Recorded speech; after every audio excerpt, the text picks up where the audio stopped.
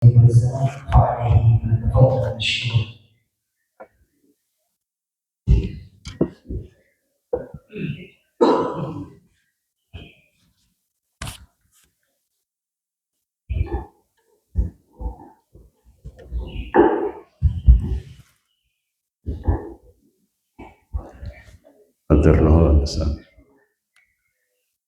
أعوذ بالله السميع العليم من الشيطان الرجيم. بسم الله الرحمن الرحيم. السلام عليكم ورحمة الله وبركاته.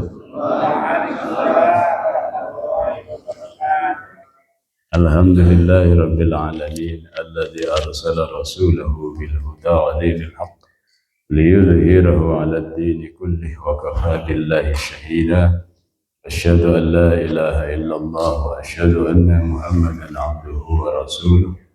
اللهم صل وسلم وبارك على سيدنا محمد لا نبي بعده.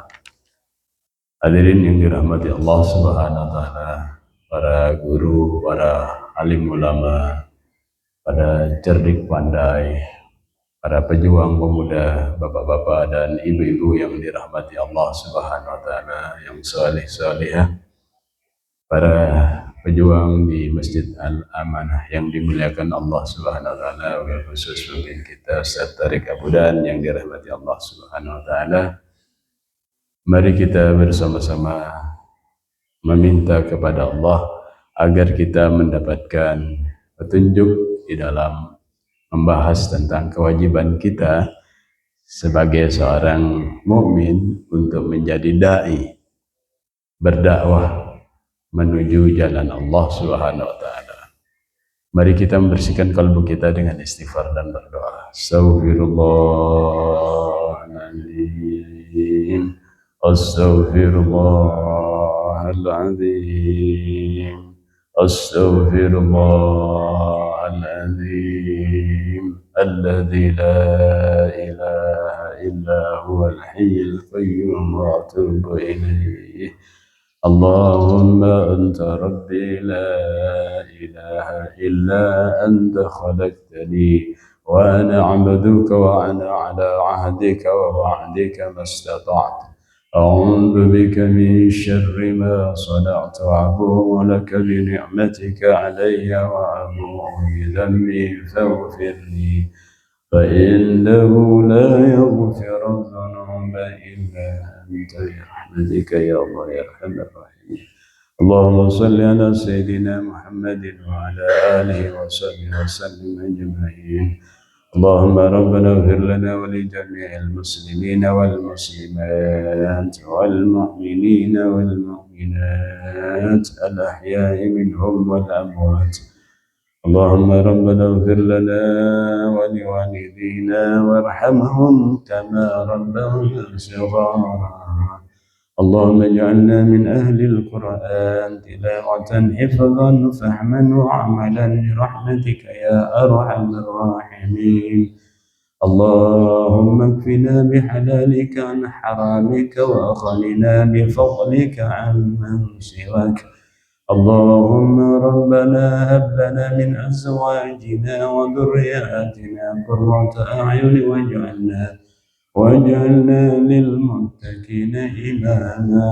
اللهم ربنا آتنا في الدنيا حسنة وفي الآخرة حسنة وقنا عذاب النار. وصلى الله على سيدنا محمد النبي الأمي وعلى آله وصحبه وسلم. الحمد لله رب العالمين. الفاتحة. أعوذ بالله من الشيطان الرجيم. بسم الله الرحمن الرحيم. الرحمن الرحيم مالك يوم الدين. إياك نعبد وإياك نستعين. اهدنا الصراط المستقيم صراط الذين أنعمت عليهم غير المغضوب عليهم ولا الضالين. آمين. تقبل doa ya Rabbal Alamin. Hadirin yang dirahmati Allah Subhanahu wa taala, pada pagi yang mulia ini kita membahas tentang originalitas dakwah Islam. Karena dakwah ini adalah tujuannya membawa dari kegelapan kepada cahaya. Minadz-dzulumati ilan nur. Minadz-dzulumati ilan nur. Dari kegelapan kepada cahaya. Dari minus menjadi hero. Jadi bukan dari zero lagi, dari minus itu menjadi hero. Itu adalah tujuan dari dakwah ini. Membuat orang derajatnya jadi naik. Oleh karenanya hadirin yang dirahmati Allah Subhanahu wa taala, originalitas di dalam dakwah ini perlu dijaga. Dan dakwah ini karena tujuannya ilallah, maka manhajnya adalah manhaj Islam. Metodologi yang digunakannya adalah metodologi Islam. Pendidikannya, pembinaannya, trainingnya yang dilakukan adalah dengan training Islam. Jadi tidak meniru-niru dari apa yang dilakukan oleh kelompok yang lain di luar Islam pada saat mereka melakukan karakter building tentang memahami bagaimana gerakan dari gelap kepada terang, minadz-dzulumati ilan nur, dari kegelapan kepada cahaya. Maka progres di dalam dakwah itu hasilnya itu harus terlihat terjadi eskalasi dari kegelapan kepada cahaya. Itulah nanti yang akan dilaporkan kepada Allah Subhanahu wa taala dalam pertanggungjawaban kita kelak sebagai dai. Sebagaimana kita pahami sebelumnya bahwa kita adalah fardhu ain menjadi dai, wajib kita menjadi dai. Karena itu kewajiban fardhu ain. Tadi hadirin yang dirahmati Allah Subhanahu wa taala, imam salat membaca ayat yang sangat indah, yaitu ayat di dalam surat Al-Maidah, ayat yang ke-8 itu. A'udzu billahi minasy syaithanir rajim.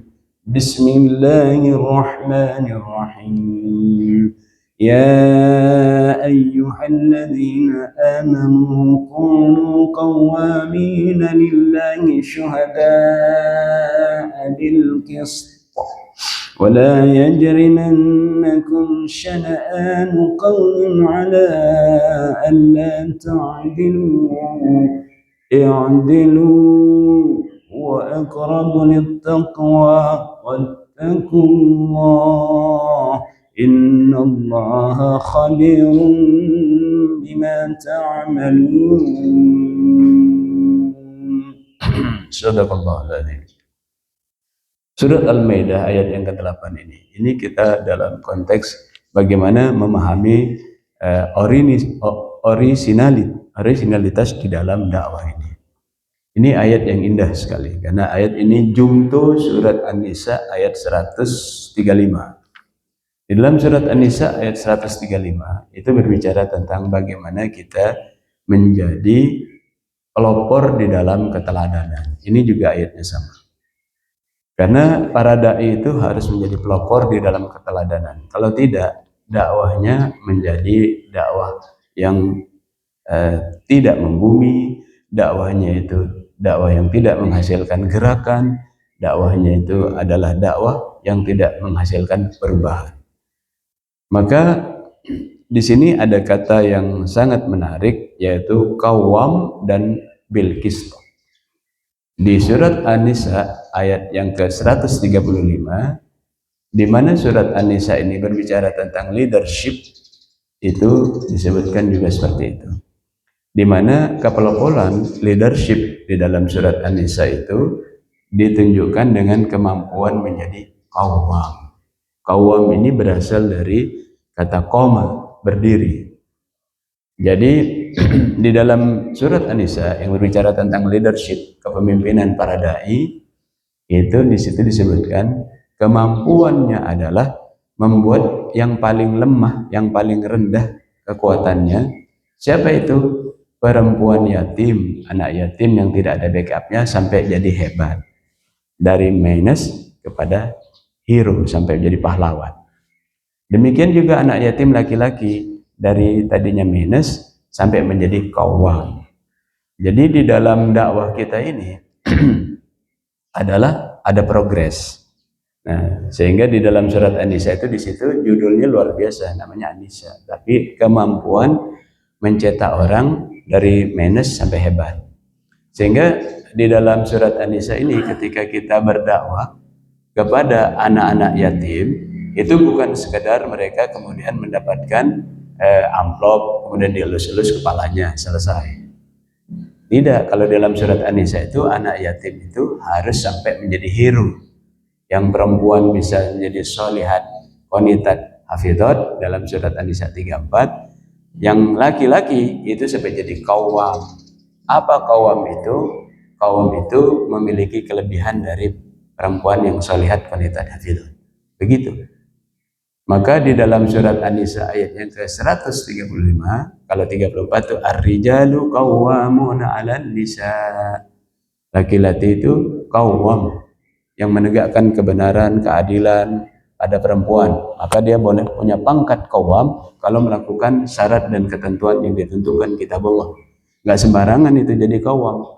Apalagi kemudian ketika mau menikah sekedar dia baca syahadat karena dia pengen masuk Islam, terus menikahi perempuan muslimah, lalu kemudian baca syahadat, terus disebut qawwam. Itu masalah pada umat ini. Maka hadirin yang dirahmati Allah Subhanahu wa taala, pelajaran menjadi qawwam itu harus dilatih sejak sebelum akil balik supaya orisinil dakwah itu.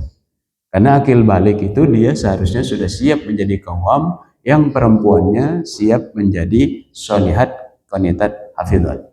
Maka kalau di dalam Islam itu tidak ada, remaja itu tidak dikenal dalam Islam. Islam itu mengenal sebelum pra akil balik dan akil balik.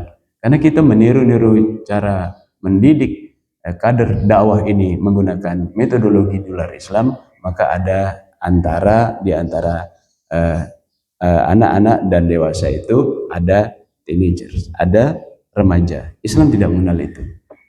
Maka originalitas Islam itu perlu dilakukan untuk melakukan pengembelengan. Karena kita menggunakan pendekatan ada remaja, bahkan di Indonesia itu terjadi ambigu di dalam melakukan pendidikan dan melakukan penegakan. Ini kita mesti mengembalikan kepada originalitas dakwah Islam. Sehingga ketika anak-anak itu remaja, itu dianggap belum dewasa dan diberikan toleransi untuk bermain-main. Itu di dalam Islam tidak dikenal itu. Maka ambigunya adalah ketika anak-anak ini kemudian melakukan kejahatan, kriminalitas yang kekuatan kriminalitasnya itu lebih brutal daripada orang dewasa, terjadi kebingungan. Ketika mau diletakkan di penjara orang dewasa, dia masih dianggap remaja. Ketika dia dimasukkan di lembaga pemasyarakatan untuk anak-anak remaja, dia sudah lebih brutal dari orang dewasa di dalam melakukan tindakan kriminal. Maka akhirnya dia menjadi gembong pelatih di dalam penjara anak-anak. Ambigu, jadi bingung dalam dirinya. Kalau Islam sebelum akil balik harus dipersiapkan untuk menjadi begitu, qawwam, dan perempuannya harus disiapkan. Dan ketika dia sudah mimpi basah, ihtilam, laki-laki, atau sudah haid ketika perempuan, dia sudah harus tanggung jawab. Nggak boleh lagi main-main, nggak ngerti agama. Makanya umat Islam kalau mayoritasnya banyak tapi tidak menggunakan originalitas dakwah, akhirnya jumlah mayoritasnya itu tidak bermanfaat optimal untuk umat Islam. Apalagi sebentar lagi terjadi ledakan bonus demografis. Pada 2035 ini banyak anak-anak muda. Dan kalau dia tidak dipersiapkan dengan dakwah yang original, maka terjadilah masalah. Apa yang disebut qawwam di situ? Qawwamina bil qist, itu disebutkan dalam surat An-Nisa ayat 135. Kalau tadi surat Al-Maidah ayat yang ke-8. Nah, jadi apa kaitannya itu? Kita disuruh menjadi orang beriman yang menegakkan al-qist. Apa itu al-qist? Itu adalah keadilan. Jadi kalau kemudian kita menjadi qawwam, mendidik kader-kader dakwah itu menjadi qawwam, dia bukan sekedar menjadi laki-laki yang siap menikah, tapi dia harus menjadi qawwamina bil qist. Kalau ini lebih tajam lagi, karena surat Al-Maidah ini di atas leadership. Kalau surat Al-Maidah ini berbicara kode etik. Kode etik ketika sudah menjadi pemimpin. Maka di sana menggunakan kunu qawwamina lillahi syuhada'a bil qist. Menggunakan tambahan bahwa ada karena Allah gitu. Jadi menjadi qawwam yang bil qist itu karena Allah. Sungguh-sungguh kalian karena Allah menjadi qawwam bil qist. Maka apa qawwam bil qist itu? Adalah orang yang memiliki ilmu yang nantinya dia bisa menegakkan keadilan. Karena di dalam Al-Quran itu dijelaskan ada dua orang yang memanfaatkan ilmu. Yang satu, orang yang memanfaatkan ilmu, dia tahu ilmu itu dan tahu adabnya, disebutkan di dalam karakter building surat Ali Imran ayat yang ke-18, mereka disebut ulul ilmi qa'iman bil qist.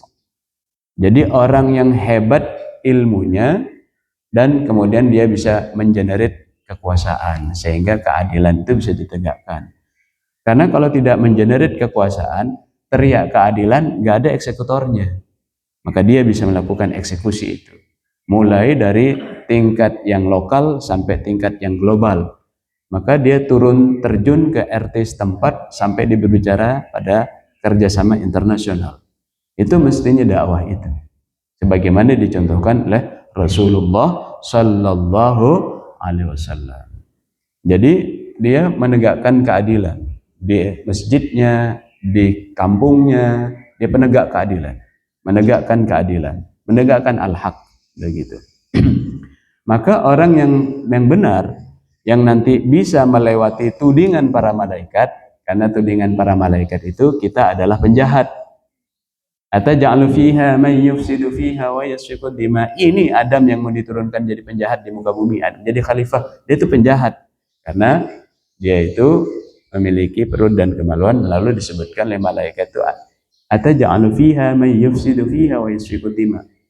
Ini yang mau dijadikan pemimpin, padahal dia ini nanti menumpahkan darah, saling tusuk dan sebagainya, dan membuat pertempuran kata para malaikat. Maka orang yang ilmunya benar, qawwamnya benar, dia bisa menjadi menegakkan keadilan, bukan sekedar menjadi pengumpul literatur, pengumpul bacaan-bacaan. Dia mampu menegakkan keadilan. Secara eksplisit dia lakukan pertempuran itu hingga titik darah terakhir. Itu yang disebut para dai di dalam penerus para nabi. Yang ketika kita sholat, kita melakukan declare itu. 17 kali kita melakukan deklarasi itu. Yaitu kita membaca suratul Fatihah. Suratal ladzina an'amta alaihim. Itu apa tuh artinya yang tadi baca merdu sama imam tuh? Gemeter kita kalau dengar itu. Siratal ladzina an'amta alaihim. Gemeter kita itu. Kenapa? Karena ketika mengucapkan siratal ladzina an'amta alaihim itu kita berjanji menjadi satu minan nabiyyin, menjadi nabi dan penerus nabi. Padahal itu tidak mudah. Kata Rasulullah SAW, ujian terberat itu ada pada para nabi. Setelah itu penerusnya, setelah itu penerusnya berikutnya. Jadi ketika kita janji untuk siratal ladzina an'amta alaihim, saya siap menghadapi cobaan-cobaan para penerus Nabi, ya Allah, karena saya ingin kelompok ini. Itu qawwam itu harus dilatih seperti itu. 17 kali wajib dia membaca itu, deklarasi. Jadi bukan hanya makharijul hurufnya saja yang benar dan tahsinnya, dadanya justru mesti bergetar karena perjanjian itu. Apalagi janjinya ketika suratul Fatihah. Minan nabiyyin wassiddiqin. Aku ingin masuk kepada kelompok orang-orang yang punya integritas di depan anak buah, di depan anak sendiri, pada saat banyak orang, pada saat sendirian, saya tetap punya integritas di hadapan-Mu ya Allah. Karena Engkau melihat. Berikan aku kekuatan itu. Itu baca Fatihah tuh. Maka ketika kita baca Fatihah, siratal ladzina an'amta 'alaihim, kita janji minas syuhada. Berikan kesempatan saya mati syahid ya Allah. Saya akan bertarung untuk menegakkan keadilan sampai titik darah penghabisan. Kalau cuma sakit, kurang tidur dan sebagainya itu bukan urusan buat saya. Itu janji itu. Maka gemeter kalau sudah baca Fatihah. Saya heran ketika saya baca Fatihah terus kemudian sedih, menangis itu. Ada orang bilang, cuman baca Fatihah aja menangis katanya. Ini janji itu. Dan janjinya bukan di depan presiden, di depan orang tua, di depan Allah. Lalu minas salihin, ingin menjadi orang soleh. Jadi kaderisasi untuk kaum yang menegakkan keadilan itu ya dengan sholat itu. Maka sholat yang benar itu inna sholata tanha anil fahsya'i wal munkar. Sholat yang benar itu menyebabkan orang keluar dari penyakit fahisah dan kemungkaran, dan dia bisa mengenerate keadilan sehingga fahisah dan kemungkaran dibasmi sama dia sampai titik darah penghabisan. Itu makanya kemudian saya khutbah kemarin itu ada dua orang kaya, saya bilang ya. Ada dua orang kaya. Orang kaya kelihatan kaya, tapi bahayanya dia kayaknya istidraj karena tidak menggunakan kekayaannya untuk aliran-aliran perjuangan bil ba'sa wa dharra. Tidak akan miskin gara-gara menegakkan perjuangan keadilan sebagaimana disebutkan dalam surat Al-An'am. Ada lagi kemudian orang kaya yang begitu ilmunya tinggi dan menegakkan keadilan. Itu qawwam. Maka hadirin yang dirahmati Allah Subhanahu wa taala, kalau secara personal originalitas dakwah itu dimiliki oleh para dai, terutama calon-calon qawwam, karena dia nanti disebutkan yang menegakkan pertama kali keadilan itu adalah qawwam. Jadi memang kalau ada masalah di dalam keluarga, ini tidak bermaksud menggurui para senior. Yang ditanya pertama kali itu qawwam. Kenapa keluarganya ada masalah? Kenapa keluarganya anak-anaknya ada masalah? Yang ditanya itu bukan ibunya, tapi yang ditanya itu bapaknya. Qawwam. Maka pendidikan menjadi kaum itu sebelum akil balik harus sudah matang. Sehingga di dalam surat Al-Ahqaf ayat yang ke-15, anak-anak sebelum akil balik sudah menyiapkan spermanya, ovumnya mau dibuat apa. Kalau tidak, nanti remaja dia tapi sudah akil balik, dia tidak tahu manfaat ovum dan spermanya. Dia bisa berzina, dia bisa kemudian kos-kosannya campur baur dengan laki-laki perempuan. Karena tidak mengerti fungsi itu. Maka di dalam surat Al-Ahqaf ayat yang ke-15, anak-anak yang dididik menjadi dai itu sejak kanak-kanak sudah punya rencana buat apa ovum dan spermanya itu. Wa aslih li fi dzurriyyati, perbaiki kualitas keturunanku ya Allah. Padahal dia sebelum akil balik mungkin ada juga yang sudah hafal. Bahkan anak-anak TK, SD, mungkin di pesantren Al-Amin itu kan sudah hafal bahkan surat ini, surat Al-Ahqaf ayat 15. Kemana aja hafalan ini? Padahal kemudian dia harus berbicara begitu. Itu yang doa kematangan itu. Rabbi auzi'ni an ashkura ni'mataka allati an'amta 'alayya wa 'ala walidayya wa an a'mala shalihan tardahu wa aslih li fi dzurriyyati. Maka anak-anak balita, anak-anak di bawah 7 tahun itu dulu sudah diajari untuk orientasinya akhirat, neraka, sorga. Itu dulu. Saya waktu kecil-kecil di Madura itu, kalau siang-siang itu diputerin itu pakai toa itu Pak, yang pengeras suara di kampung, tentang ancaman siksa neraka, siksa kubur. Jadi kita takut. Seperti di zaman tabi'in, ada anak yang namanya Daud, ditanya sama orang ibunya, dicari, Daud. Daud itu nggak menjawab. Anak kecil, ya di bawah 7 tahun, kecil. Daud. Ternyata Daud itu di belakang rumahnya. Aina akluk ya Daud. Di mana akalmu Daud? Dipanggil Umi kok nggak jawab-jawab. Dia melihat ke angkasa begitu, anak kecil itu. Ya Umi katanya, saya melihat penduduk surga itu sedar bercengkerama, saling menyebutkan apa yang dilakukan di masa lalunya. Itu anak kecil Pak. Lalu mereka itu duduk di dipan-dipan yang mulia seperti di Al-Quran. Lalu kemudian aku melihat juga penduduk neraka itu saling mencaci Umi, itu kata, membayangkan itu. Jadi memiliki kemampuan apa namanya, beyond, ya, beyond, lebih dari orang biasanya, dia melihat ke depan. Itu anak kecil ketika diajari oleh orisinalitas Islam. Jadi orientasinya akhirat, neraka, surga sejak kecil.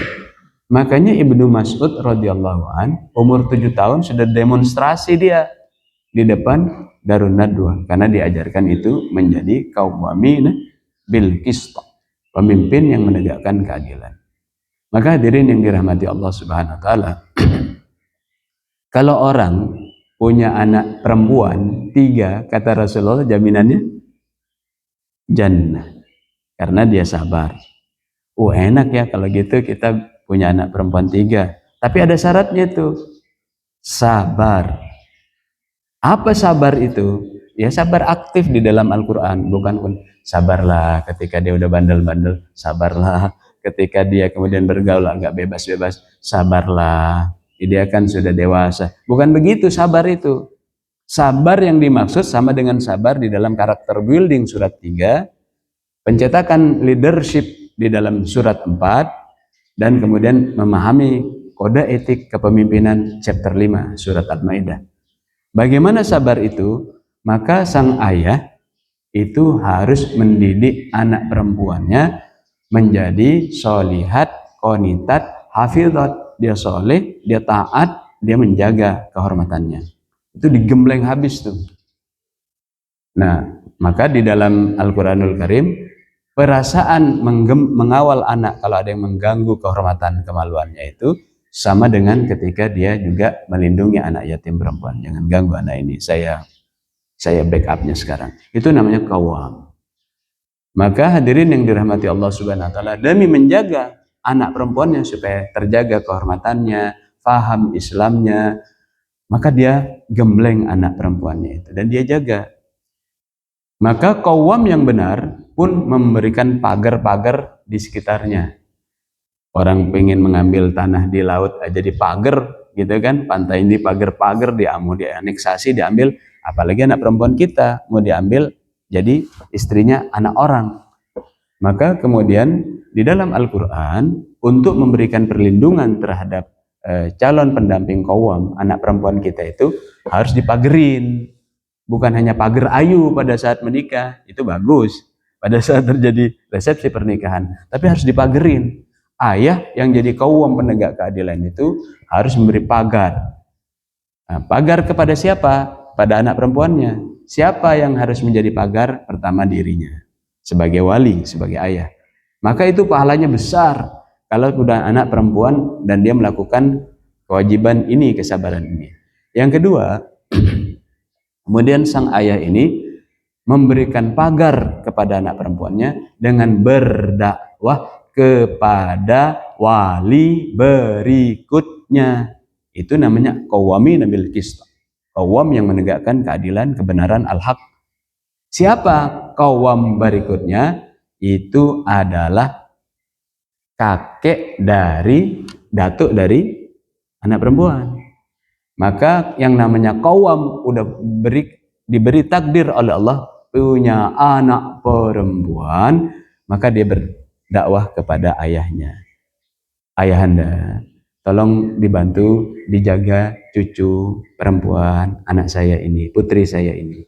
Ajarkan dia agama, ajarkan dia perlindungan terhadap menjaga kehormatannya. Itu baru qawwam namanya. Yang dia berhak mendapatkan surga karena kesabarannya menjaga anak perempuan. Itu pada level organisasi terkecil ya, yang namanya keluarga. Belum bicara organisasi RT, RW, belum berbicara pada organisasi kemasyarakatan, ormas, belum berbicara pada level negara, belum. Ini baru level yang terkecil, menjaga orisinalitas Islam. Maka berdakwah kepada datuknya. Maka yang kedua, siapa yang didakwahi oleh sang ayah, sang qawwam untuk menegakkan keadilan di organisasi terkecilnya, namanya keluarga, yaitu abangnya laki-laki. Apa tuh namanya kalau di sini? Uwak ya. Kakaknya, kakak laki-laki ayah. Jadi uwaknya si perempuan, dia harus berdakwah pada uwaknya. Wak, tolong bantu jaga ponakan kita. Putri saya ini, ajarkan dia agama, lindungi. Karena kalau nanti ada masalah di dalam surat An-Nisa, itu nanti wali diminta pertanggungjawaban untuk mengawal. Jadi qawwam itu bukan sekedar alhamdulillah kita bersyukur punya anak perempuan cantik, gadis, lalu kemudian nanti jadi moga-moga solihah.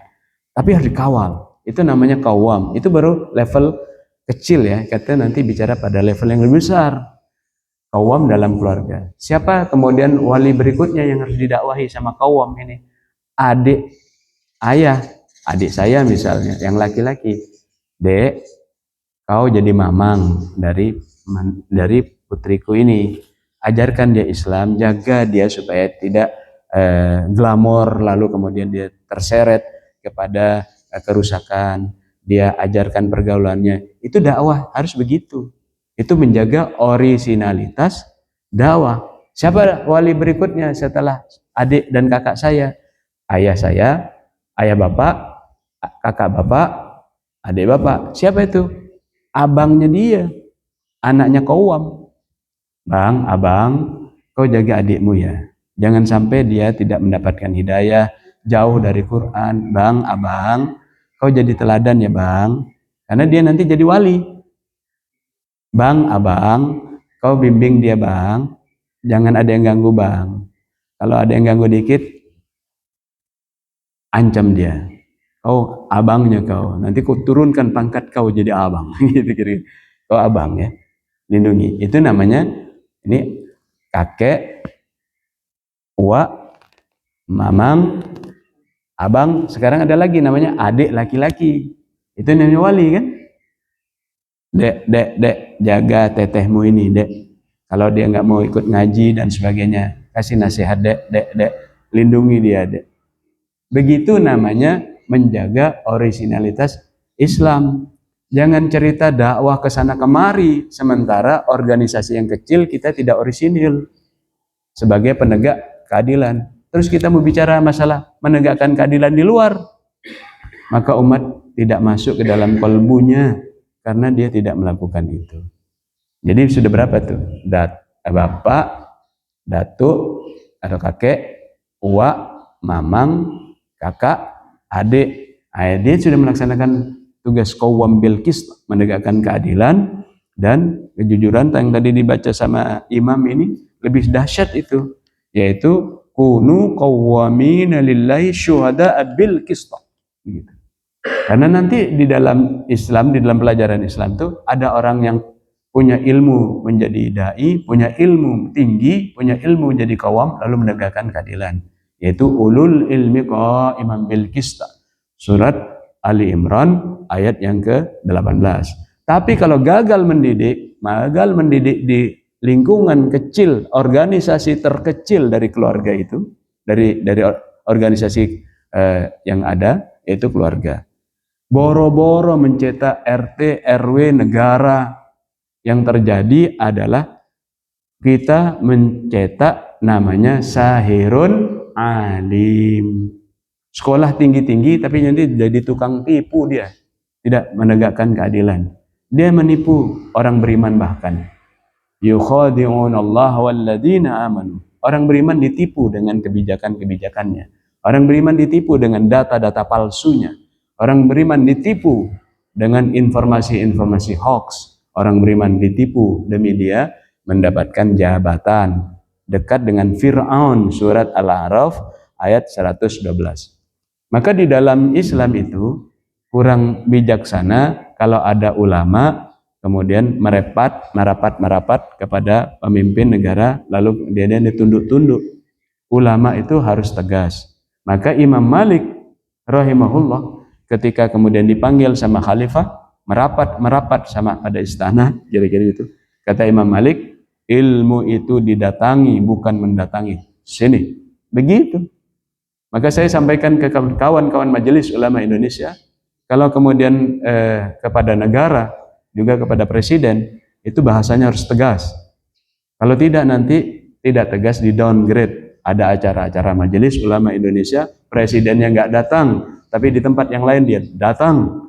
Saya bisa itu ketika beberapa waktu lalu event Majelis Ulama Indonesia, presiden nggak datang, kemana aja presiden ini? Saya tanya. Waktu pembacaan piagam nanti saya kirim YouTube-nya apa yang kita lakukan. Jadi ulama itu harus tegas, jangan kemudian menadahkan tangan kepada oligarki dan sebagainya. Maka kemarin kita keliling tuh berpekan-pekan, tadus minima berlindung dari sifat sombong pada Allah. Majelis taklim, musola, masjid, kampus, sekolah, agar mereka kemudian mandiri, menegakkan keadilan, menjadi pemimpin dan tidak kemudian tergantung pada kartel oligarki, yaitu dengan membangun kekuatan koperasi, lalu ada organisasi korporasi di bawahnya. Selama ini kita sering kena berita hoax bahwa koperasi itu mengalami kesulitan. Saya sudah melakukan beberapa kegiatan membangun koperasi, tapi ketika koperasi itu kita jelaskan di kawan-kawan Majelis Ulama Indonesia dahulu, mereka justru kemudian tidak paham. Tapi sekarang ini MUI-nya sudah mulai paham. Udah begini sekarang MUI-nya, berani negor-negor. Jangan lagi kemudian ditakar murah hanya jadi tukang doa. MUI sekarang itu sudah mulai ada kemajuan. MUI sekarang dengan kepemimpinan yang sekarang ini ada kemajuan. Saya baru masuk di Majelis Ulama Indonesia pada periode ini 2020 sampai 2025. Jadi harus berani, karena koperasi itu kemudian adalah kekuatan yang diajarkan para ulama yang ada dimasukkan di Undang-Undang Dasar 1945, platform kita. Tapi karena perkembangan berikutnya koperasi itu hanya dijadikan Windows dari bank-bank, karena bank besar itu tidak bisa melayani urusan lending, simpan pinjam, hanya 10 juta, 20 juta, capek tuh bisa ngantri ribuan orang, maka didelegasikan kepada koperasi. Kita sampaikan pada saat 2017, itu permasalahan utama kerusakan koperasi kita. Jadi kayak simpan pinjam. Koperasi itu harus ada membangun usaha dari hulu ke hilir, sebagaimana amanat Undang-Undang Dasar 1945. Tapi kalau dakwah ini tidak orisinil, kita kemudian diserang dengan hoax. Ya, koperasi memang buruk, koperasi memang buruk. Jadilah orang tidak berani dan tidak mau berkoperasi. Yang kedua, apa yang diserang contohnya ya, ketika kita tidak memiliki orisinalitas di dalam dakwah ini, yang diserang contohnya ketika kita berjuang di politik. Maka orang mengatakan politik itu kotor, politik itu kotor, partai itu kotor, partai itu kotor. Pada orang-orang yang kena hoax semacam ini, saya tanya pada mereka. Kalau begitu, kalau kemudian kepolisian itu kotor, apakah kita akan menghapus Kepolisian Republik Indonesia, Polri? Kalau kemudian kejaksaan itu kotor, apakah kemudian kita akan menutup kejaksaan? Jadi dakwah itu harus orisinal, jangan niru-niru. Gitu. Kenapa kemudian kita memilih demokrasi pada saat pemimpin-pemimpin agama kita membuat Undang-Undang Dasar 1945, lalu kemudian kita kena hoax bahwa partai itu buruk. Ketika saya tanya begitu, dia nggak bisa jawab. Belum lagi pertanyaan kedua, bagaimana dengan korupsi di BUMN? Bagaimana korupsi yang membuat 1% orang Indonesia menguasai 50% sumber daya? Dan itu Biro Pusat Statistik yang melakukan itu. Bagaimana dengan itu? Bagaimana dengan korupsi yang ada di legislatif, di presiden, menteri, kepala daerah, bagaimana itu? Ada yang bisa jawab. Rupanya ada yang ingin melakukan pembusukan terhadap partai. Lalu kita ikut-ikutan. Jadilah dakwah yang orisinal. Lihat pendahulu kita yang meletakkannya di dalam Undang-Undang Dasar 1945. Jadi koperasi, partai, lalu kita dibusukkan. Ada lagi yang mau dibusukkan sebentar lagi itu, namanya ormas Islam. Melalui permainan-permainan orang preman dan sebagainya, lalu disandingkan dengan kata ormas. Ntar lagi itu meluncur kepada ormas Islam. Pengalaman ini sudah kami alami ketika terjadi fitnah di dalam rencana buruk mendowngrade umat Islam pada kasus Tanjung Priok. Masih ingat? Dinaikkan balonnya, orang marah-marah, rakyat kemudian marah-marah, yang ceramah-ceramah kenceng-kenceng itu hilang kemudian. Ditembakin akhirnya yang marah-marah itu. Ingat kejadian waktu asas tunggal. Saya termasuk kena korbannya di situ. Waktu tahun 88. ketika kemudian harus asasnya Pancasila, kan dilepas awal-awal seperti itu kan. Kuda hitamnya disiapkan, lalu kemudian umat Islam nggak bisa ngapa-ngapain, lalu kemudian ya kita membubarkan diri. Waktu itu namanya Pelajar Islam Indonesia. Kita harus menolak lupa dan belajar id. Kenapa kalau orang yang hafal Quran itu harus memahami apa yang disebut id, wa idza qala rabbuk wa idza qala Musa id, menolak lupa. Ingat itu sebagai sebuah pembelajaran. Sehingga Qur'annya itu seperti Rasulullah berjalan di muka bumi. Jadi orisinalitas Islam itu harus terjaga secara utuh, secara kafah. Kalau tidak, kita kena yang namanya ghazwul fikr, serangan pemikiran. Baik serangan pemikiran ketika mendidik anak menjadi istrinya qawam, mendidik anak abangnya dan adiknya menjadi qawam yang benar, menjaga saudaranya yang muslimah, tetehnya atau adiknya, sampai kemudian dia menata negara. Itu yang disebut dengan dakwah, originalitas dakwah di dalam Islam secara kafah. Kalau kita tidak paham itu, lama-lama dijauh-jauhin, dan kemudian Islam kemudian yang penting sudahlah ibadah-ibadah, dikir-dikir, wirid-wirid, itu bagus. Tapi jangan ikut standar Belanda, di mana standar Belanda, aturan di Belanda itu tidak boleh membahas masalah tentang politik, ekonomi di masjid. Itu Belanda itu, penjajah. Maka kita bongkar sekarang Quran apa adanya. Wallahu a'lam bishawab.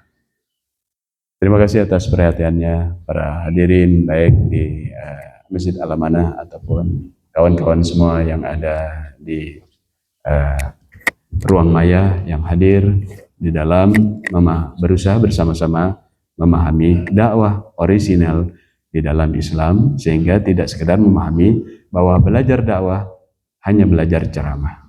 Belajar dakwah adalah mencetak karakter dari minus menjadi hero, jadi gelap menjadi terang. Wallahu a'lam bishawab.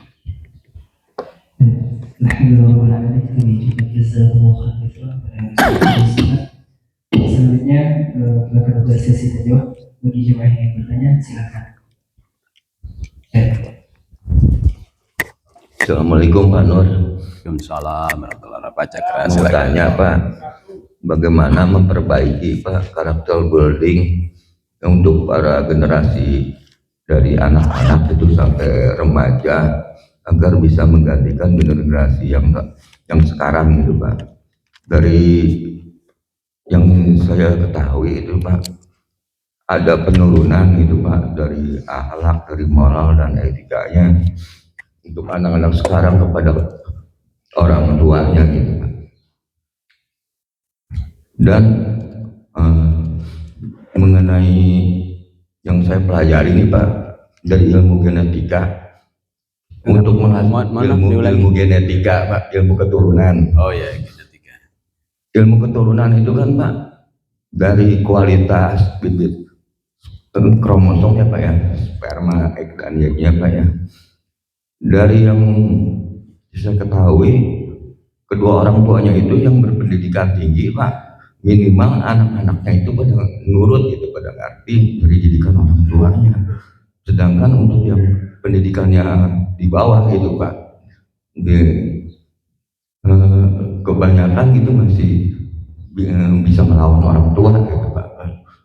Jadi si anak itu berkeinginan untuk selalu terpacu oleh keadaan kedua orang tuanya gitu. Kalau orang tuanya naik edukasi pendidikannya, si anak juga ingin menurutinya gitu. Yang ketiga, bagaimana Indonesia ini negara terlepas dari semua kejadian itu Pak yang chaos itu. Chaos dalam yang telah Bapak tadi katakan tentang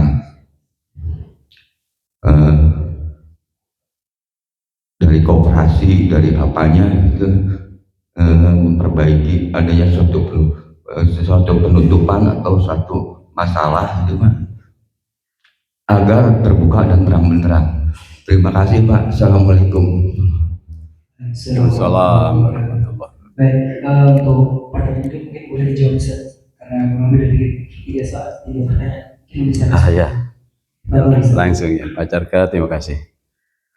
Jadi bagaimana karakter building itu dilakukan di dalam Al-Quran? Karakter building pertama kali itu dilakukan di personal. Jadi dia berusaha melakukan tarbiyah dzatiyah namanya. Dia ingin banyak tahu. Jadi kalau ada anak-anak ingin banyak tahu, dia ingin belajar kimia. Bayi-bayi itu kan belajar kimia itu kadang-kadang di tanah-tanah di mut-mut. Itu belajar kimia tuh. Di mut-mut gitu. Terus belajar fisika, terus belajar anak copot-copot celana gitu kan. Itu keinginan untuk tahu, curiosity itu harus dibina. Jadi anak-anak ketika buka-buka celana terus dilarang-larang gitu, dia mestinya diarahkan. Nanti sampai gede dia nggak bisa buka celana dengan benar.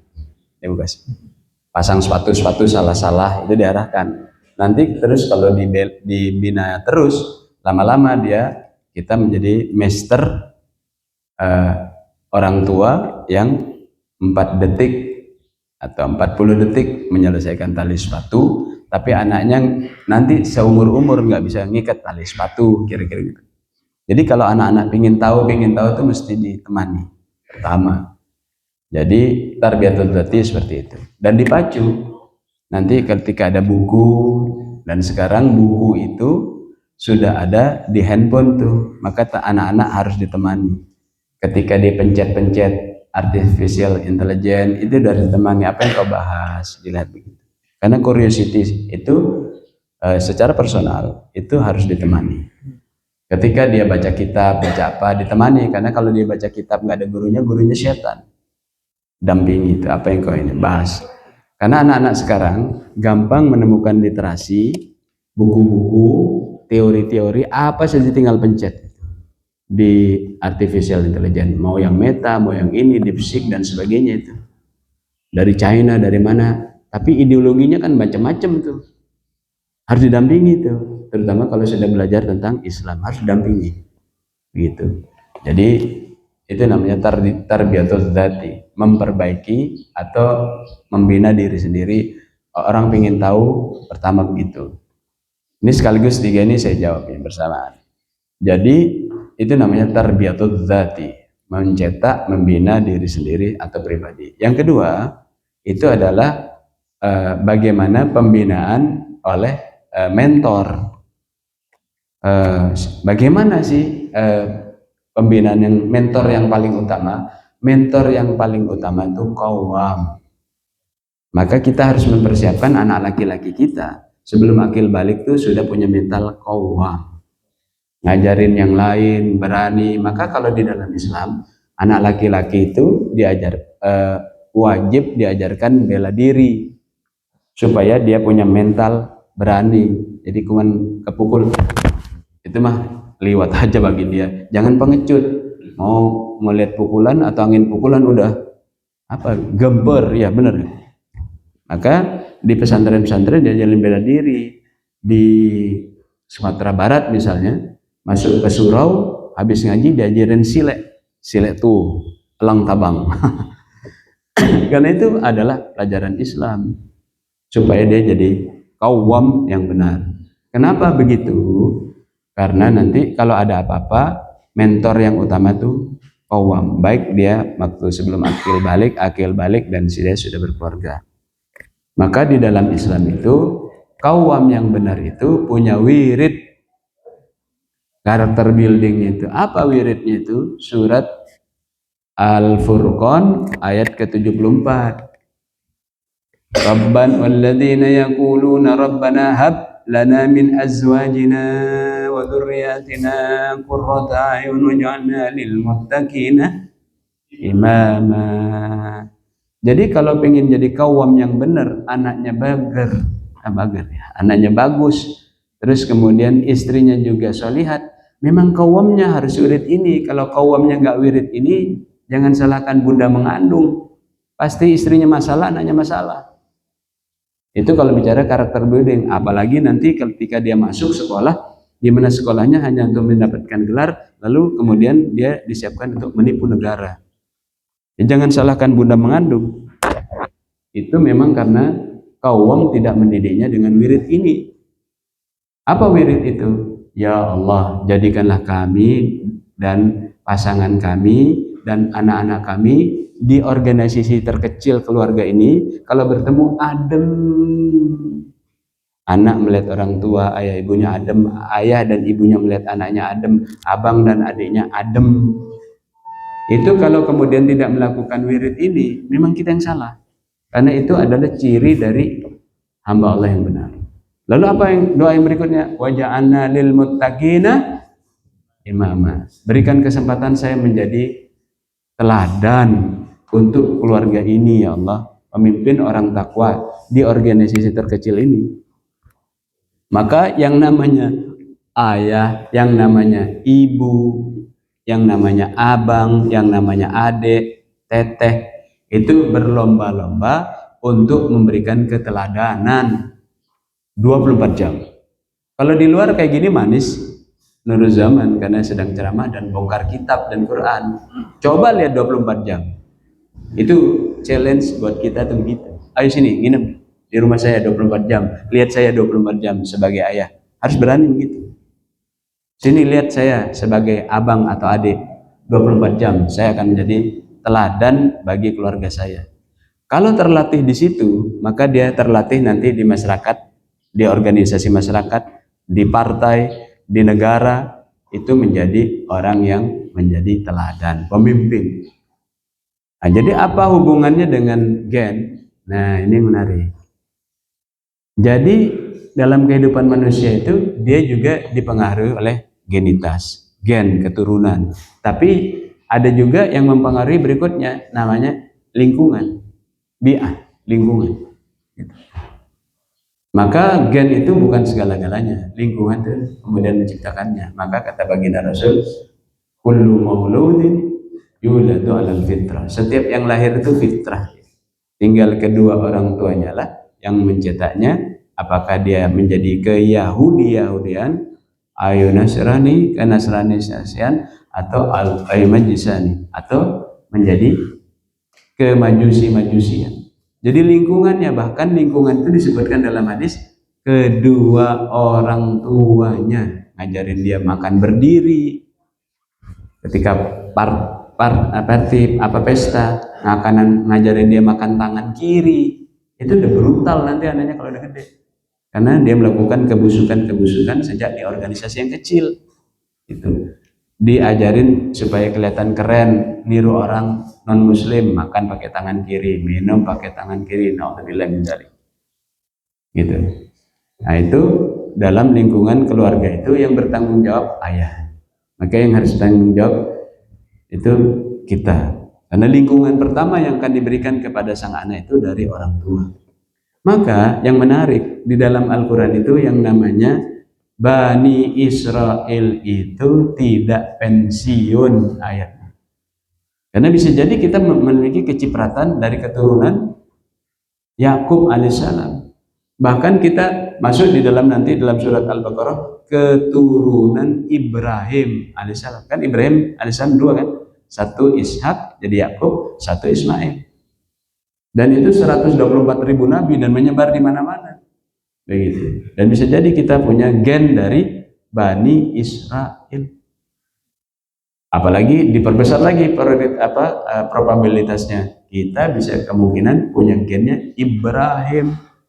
Maka kita salawatnya kepada salawat Nabi Ibrahim. Gitu. Enggak kok, saya enggak ada keturunan Ibrahim. Saya tanya, bagaimana nasab Anda? Bisa jadi tuh nasabnya pada level ketiga juga udah enggak tahu. Siapa nama bapaknya masih tahu, siapa nama kakeknya masih tahu, siapa nama bapak kakeknya udah nggak tahu, terus tidak berani mengatakan bahwa kita keturunan Nabi Ibrahim, mengalir di darah kita dalam probabilitas dari kemungkinan itu. Nah, jadi begini gambarannya, karena Pak Cakra dalam pertanyaannya. Pak, ada cincin itu kalau dari batu akik tuh, dari batu kerakal pinggir jalan, kalau itu diasah tuh jadi kayak akik. Itu kalau diasah lama-lama bagus, apalagi tempat cincinnya bagus. Itu kerikil Pak, gen kerikil. Apalagi gennya itu batu mulia, safir, intan. Kalau dipoles itu pasti bagus. Jadi kita kalau kemudian punya gennya Nabi Ibrahim alaihissalam, tapi nggak dipoles, ya dibenih lumpur, ya lumpur bentuknya. Jadi selain masalah gen itu juga kemudian ada masalah juga lingkungan. Oleh karenanya, perhatikan yang mendasar, kenapa masjid mengumpulkan orang kaya dan orang miskin. Karena biasanya kalau orang miskin itu tidak mau berubah, mohon maaf, biasanya anak-anaknya pun paradigmanya seperti orang miskin. Dia grogi, dia takut, dia tidak mau etos kerja. Tapi biasanya anak-anak orang kaya, ayahnya itu menjadi mentornya. Bahkan kadang-kadang dititipin anaknya. Saya titipin anak saya yang Pamekasan, saya bawa ke Bandung, ajarin dia, gembleng dia, marahin dia. Saya ambil dari Pamekasan, anak saya yang dari Pamekasan. Gembleng dia kepada pengusaha-pengusaha yang sukses dan kemudian pelatihannya pelatihan militer gitu. Kalau di keluarga yang lain yang WNI itu kan begitu, kadang-kadang dititipkan ke keluarganya, gembleng, marahin dia, jangan langsung jadi CEO supaya dia tidak lembek, nanti kalau dia jadi pulang ke perusahaan keluarga gitu. Nah, jadi pelatihan-pelatihan semacam ini harus diasah. Itu kemudian kalau tidak, nanti orang tua yang miskin bukannya melahirkan kehebatan, dia melahirkan lingkungan biah miskin pada mindset anaknya. Maka biasanya kalau ayahnya itu pengusaha, anaknya jadi pengusaha. Kalau ayahnya polisi, anaknya jadi polisi. Kalau ayahnya tentara, anaknya pengen jadi tentara. Karena mindset yang tertanam pada lingkungan. Maka untuk melakukan perbaikan, ada masjid yang mengumpulkan orang duafa yang mau bangkit, mau hijrah, dan orang kaya yang ikhlas, bukan orang kaya yang kena istidraj, cuman bisa pameran kekayaan pada teman-teman kolega bisnis dan keluarganya. Dia bergabung orang kaya yang ikhlas dan duafa yang mau hijrah, ditambah lagi dengan anak-anak muda yang mau bangkit. Kalau berkumpul tiga-tiganya di masjid dan terjadi kompartemen surat At-Taubah ayat 18, terjadi perubahan. Jadi begitu caranya. Lalu bagaimana ketika kita kemudian melihat bangsa Indonesia yang sering dikit-dikit kena hoax, maka belajar Quran. Karena kalau belajar Quran, di situ dia nanti bisa menemukan peta jalan keluar ketika ada yang nipu-nipu, ada yang berita hoax, ada yang nakut-nakutin, ada yang ngancem-ngancem, itu ada jalannya semua. Maka nanti ceritanya ancaman terhadap Nabi Musa alaihissalam ketika berhadapan dengan Fir'aun yang berkolaborasi dengan militer, tentara, dan pengusaha, ada caranya. Nanti ketika berhadapan dengan pengusaha yang menguasai semuanya, sampai 9 kelompok pengusaha itu mengambil bisnis terdalam, yaitu bisnis air minum untuk rakyat, maka dia kemudian dihadapkan oleh Nabi Saleh. Ketika berhadapan dengan orang-orang yang kemudian mengambil hak-hak rakyat, nanti ada caranya, yaitu ketika berhadapan Nabi Hud alaihissalam dengan kaumnya yang luar biasa pengaruh kekuasaannya. Kalau kita sudah tidak punya teman, jaringan, market, networking, terus kita nggak ngaji, wassalam, ke laut aja. Kenapa kemudian umat Islam itu tidak mengerti caranya? Karena tidak dibongkar satu-satu. Hari ini kita membongkar satu saja tentang qawwamina bil qist, kan dahsyat terobosan-terobosan. Jadi saya kira itu. Maka ajarkan anak-anak itu pendidikan yang bagus, tapi jangan hanya tinggi pendidikannya, tapi adibu auladakum, ajarkan anak-anak kalian itu adab. Jadi kalau punya ilmu tinggi, literasi ekonomi, literasi hukum, dia tidak jadi tukang tipu di negaranya. Dia menjadi penegak keadilan bil qist. Saya kira makanya disebutkan al adab fawqal ilm, adab di atas ilmu. Sebelum belajar ilmu, ajarin etika. Adab itu etika. Itu nanti kalau belajar ke Dr. Dindin, nanti akan diajari etika tentang kesehatan, gitu. Kalau tidak salah, kalau tidak nanti kena kode etik yang melanggar dalam pelayanan kesehatan kepada publik. Kode etik namanya. Itu ada dalam surat Al-Maidah. Silakan kalau ada tambahan yang lain. Dan satu pertanyaan lagi. Iya, sudah dengar. Kalau gimana ya? Kalau mungkin masih bisa tidur di bawah ya. Mari. Bismillahirrahmanirrahim. Assalamualaikum warahmatullahi wabarakatuh. Waalaikumsalam warahmatullahi wabarakatuh. Terima kasih sebelumnya. Yang pertama, pertanyaannya itu saya ingin memperdalam perbedaan antara qawam dan rijal. Kemudian itu pertanyaannya. Kemudian pernyataan. Tadi Ustadz menyampaikan tentang koperasi. SDI Ustadz, saham duafa Indonesia. Nah, selama ini memang saya dan ya beberapa personal yang menjadi rujukan sedang merumuskan ini Pak Ustadz. Mudah-mudahan ini bisa menjadi solusi untuk peningkatan martabat dari masyarakat MBR, masyarakat berpenghasilan rendah. Itu saja, terima kasih. Wassalamualaikum warahmatullahi wabarakatuh. Waalaikumsalam. Baik, ar-rijal itu diarahkan kepada bentuk seks, yaitu dia male, laki-laki. Saya tidak bicara gender, gender bukan Quran itu. Karena kalau sudah bicara gender, itu bukan seks. Karena seks itu hanya dua, male dan female. Perempuan, laki-laki dan perempuan.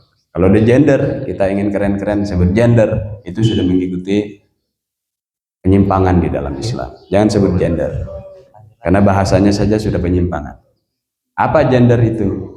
Gender itu ya lesbian, lesbi, gay, LGBT, bisex, transseksual. Sekarang udah 20 tuh pecahannya gender itu.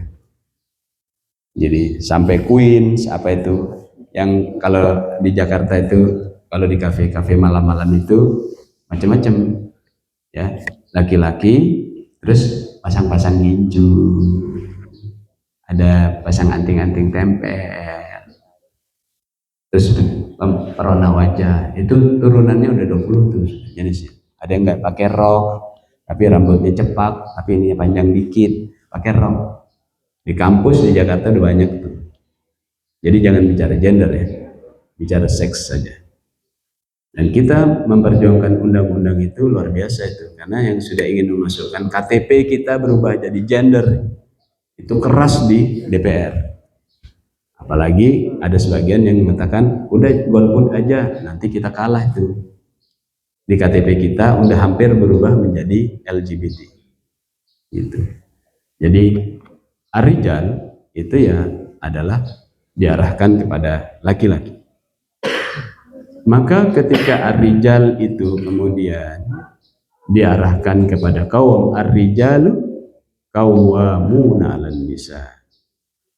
Maka laki-laki itu pemimpin al-qawwam yang kayak tadi itu terhadap perempuan. Baik perempuan itu anaknya, utamanya istrinya, termasuk juga ibunya. Nanti kita bahas tentang bagaimana tentang nisa ini, karena nisa itu macam-macam, dari anak, istri, dan ibu. Dia harus menjadi pelindung. Jadi itu bedanya antara qawwam dan rijal. Maka kelaki-lakian itu harus dilatih sejak anak-anak. Belajar berani, belajar segala bentuk kelaki-lakian, kejantanan itu dilatih. Kalau tidak nanti mau menjadi qawwam udah sulit, karena dalam standar rijal dia seperti banci, ngadepin masalah mundur, ada masalah di pojokan kamar nggak berani dia maju, banci dia udah. Jadi sulit dia nanti jadi qawwam. Maka kalau dahulu itu kemudian kan oleh orang-orang yang yang suka gender kemudian diberikan serangan bahwa itu nggak baik. Misalnya anak laki-laki dikasih permainan laki-laki, pegang pistol, pegang apa, supaya nanti terbentuk seks antara laki-laki dan perempuan. Kalau perempuan, ya kasih permainan yang lembut, ngurus anak, boneka dan sebagainya. Jangan terpengaruh dengan serangan gender. Kalau tidak, laki-lakinya bencong nanti. Ketika ada masalah, mundur dia, tidak maju, nangis. Nanti kalau makin besar, dia nggak jadi kawam, karena kalau ada masalah dia telepon bapaknya, papa, papa, papa. Nanti kalau ada masalah, ketika dia besar, udah punya anak, umi, mama, itu gagal mendidik rijal. Mestinya rijal itu kalau ditanya, bagaimana masalahmu nak? Beres pak. Bagaimana keluargamu? Beres, aman, terkendali. Jawabnya begitu, walaupun dia harus sedang memperbaiki masalah. Gitu.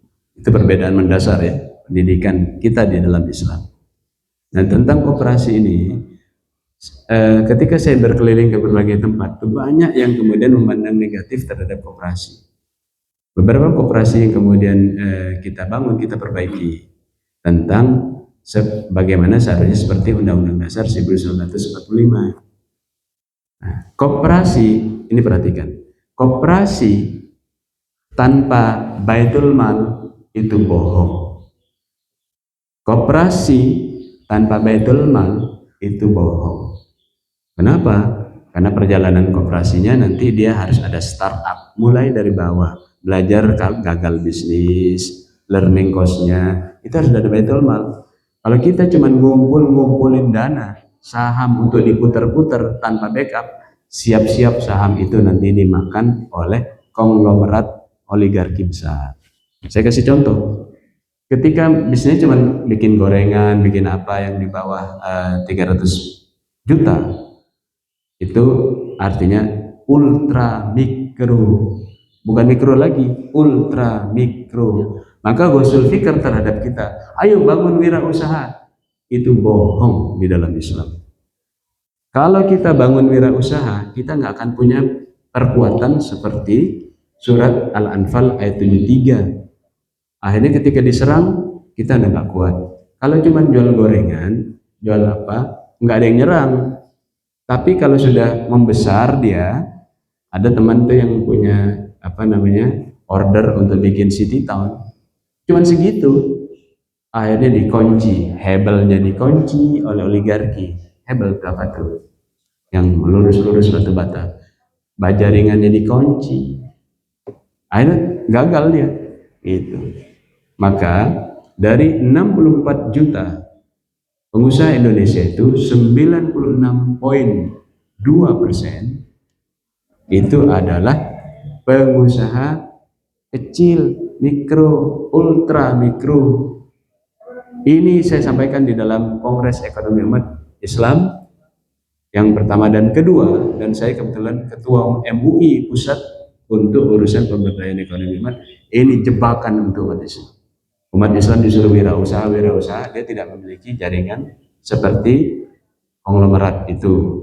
Maka kita melanggar surat Al-Anfal ayat 73. Ingat dulu waktu kita sedang ngumpul-ngumpulin saham untuk punya koran sendiri, masih ingat gitu? Terus kita ngumpulin, ada yang 15.000, 50.000 dan sebagainya, maka jadilah Republika, masih ingat gitu? Itu urunan tuh. Ada lagi kemudian kita urunan lagi, bisa ingat tuh, kita bikin bank yang namanya muamalat. Itu urunan kita dulu, gitu.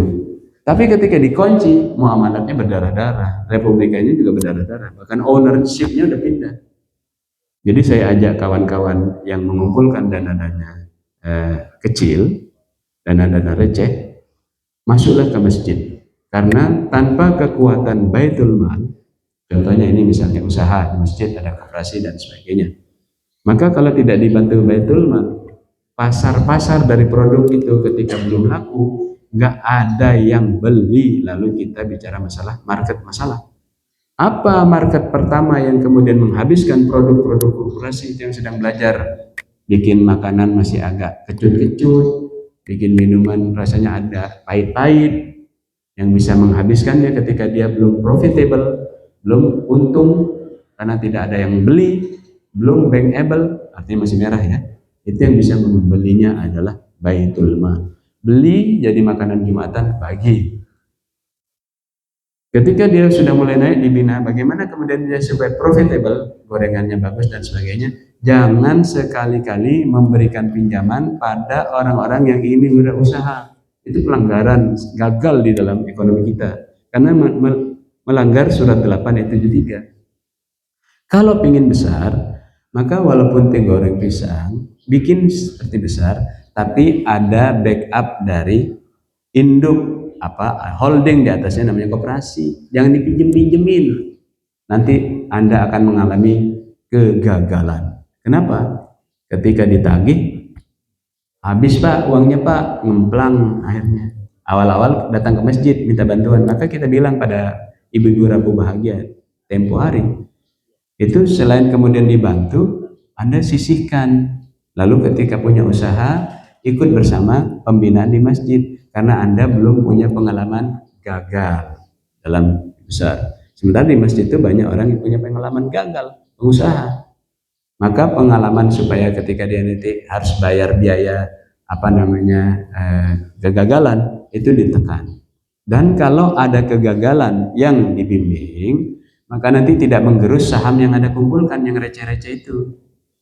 Nanti habis tuh untuk gajinya, untuk overheadnya, bayar listrik, bayar ini, usaha kantornya, gaji karyawannya habis.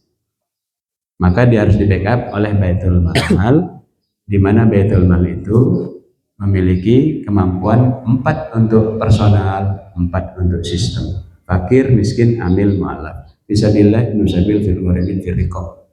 Jangan hasil dari zakat, infak yang masuk ke masjid-masjid hanya dipakai untuk fakir miskin, nggak selesai itu. Kalau mau dibantu fakir miskin yang mau berhijrah, berjihad, yang mau ngaji seperti datang ke masjid, gitu. Mau jadi pengurus DKM, itu yang dibantu. Kalau nggak habis semua pada mengaku miskin, habis semuanya. Nah, gunakan untuk membantu usaha dari dana itu. Kalau pengurus dari nanti koperasi Anda yang kecil-kecil, tapi harus berkoordinasi dengan masjid. Nggak mampu bayar gaji, bayar uang bensin, minta pada dana Baitul Mal untuk fisabilillah. Nggak mampu bayar gaji untuk susu anak, minta pada Baitul Mal. Tapi harus masuk ke masjid, jangan membuat perpecahan. Jadi itu caranya. Kalau tidak, dikumpul-kumpulin begitu, ujung-ujungnya habis. Itu ada pengalaman. Apalagi yang diajak untuk berbisnis, orang yang tidak pernah pengalaman bisnis besar. Untung katanya. Untung apa Anda? Untung saya untung jual pisang goreng. Pas ditanya, coba biaya minyaknya dari mana? Ada dihitung nggak? Enggak. Ternyata pakai minyak di dapur sendiri. Untung saya. Garamnya pakai dari mana? Coba garamnya berapa? HPP-nya nanti kita hitung. Ternyata garamnya pakai di dapur sendiri. Terus bilang untung, pada tekor. Nah, pelajaran ilmu semacam ini harus datang ke masjid. Karena masjid nanti akan mengirimkan konsultan-konsultan yang dibayar oleh Baitul Mal. Kalau Anda membayar konsultan dari uang receh, nggak sanggup. Tapi kalau Baitul Mal yang membayarnya, baik itu kemudian dibayar murah karena dia bekerja di masjid, tapi dibayar. Siapa yang bayar itu? Ibnu Sabil. Fisabilillah. Jangan habiskan dana-dana sosial Baitul Mal di masjid hanya pada 2 asnaf, bagi-bagi sembako, bagi-bagi makanan. Maka habiskan pada 8 asnaf. Jadi koperasi tanpa Baitul Mal, saya sampaikan ke kawan-kawan itu bohong. Maka ikuti Undang-Undang Dasar 1945. Jangan belajar koperasi, tapi belajar kepada kapitalisme. Belajarlah pada Islam. Wallahu a'lam bishawab. Barangkali ini yang bisa saya sampaikan. Ya, mohon maaf. Alhamdulillah, saya mengucapkan jazakallahu khairan mudah-mudahan kita doakan bersama beliau seluruh kesehatan, kekuatan dan ketabahan dan sehat dakwahnya, dan mudah-mudahan ilmu yang bersama ini sampai di dunia akhirat. Amin. Amin ya rabbal alamin. Mari kita tutup kajian pada mengikuti dengan sama-sama membacakan alhamdulillah thumma kafaratul majlis. Alhamdulillahi rabbil alamin. Assalamualaikum warahmatullahi wabarakatuh. Waalaikumsalam.